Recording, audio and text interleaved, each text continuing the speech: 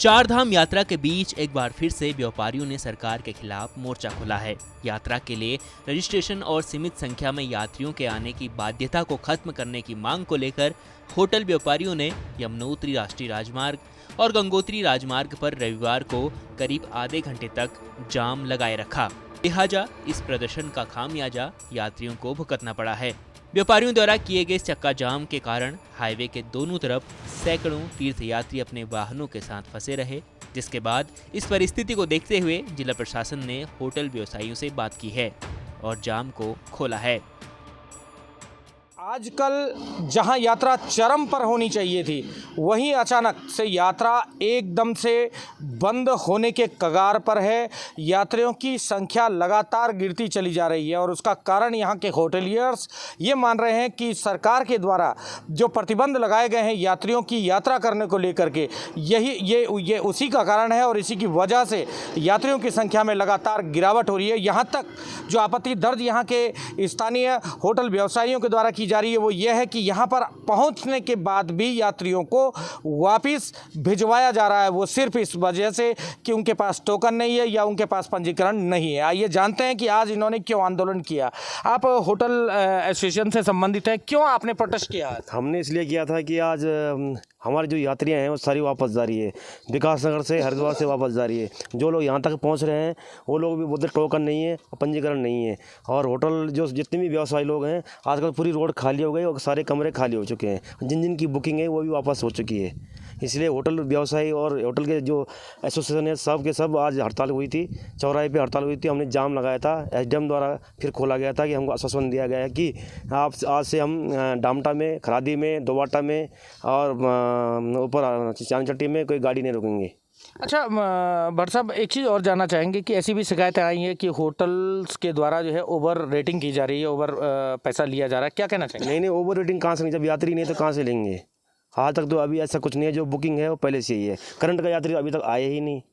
अच्छा, आपका लगभग यहाँ पर जो है ऑनलाइन बुकिंग सिस्टम ही चलता है?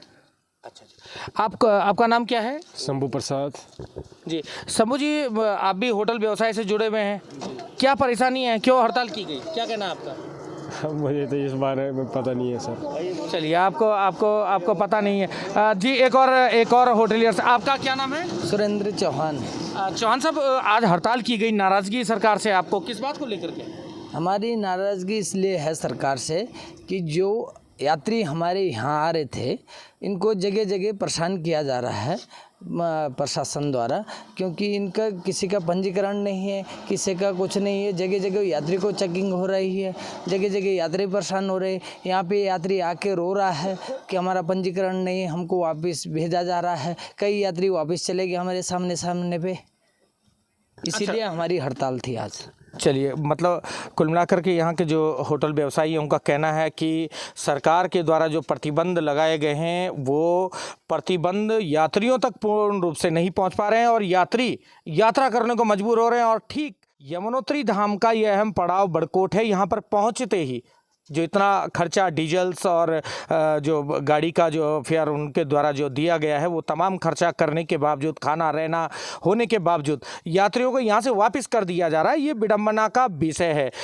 भट्ट साहब, एक चीज़ इस तरफ आप आइए, एक चीज़ और जानना चाहेंगे कि काफ़ी संख्या में सरकार का ये मानना है कि जब यात्री आ रहा है तो लोड ज़्यादा बढ़ रहा है। कुल इस यमुनोत्री यात्रा रूट में कुल कितने यात्री रुक सकते हैं, आपका क्या अनुमान है? यमुनोत्री रोड यात्रा में कम से कम 15,000 यात्री रुक सकता है।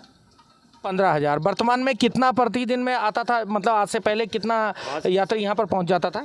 यहाँ पे काफ़ी समय यात्री आती थी तो सबकी व्यवस्था होती थी, खाना हम खिला रहे, रहना हम दे रहे थे, उनको कोई दिक्कत नहीं हो रही थी। सिर्फ यही कि अचानक ही सरकार ने एकदम ऐसा फैसला ले लिया है कि यात्री वापस होने लग गया पंजीकरण के नाम से। पहले यहाँ पे पंजीकरण होता था, आज यहाँ पे पंजीकरण भी नहीं हो रहा है।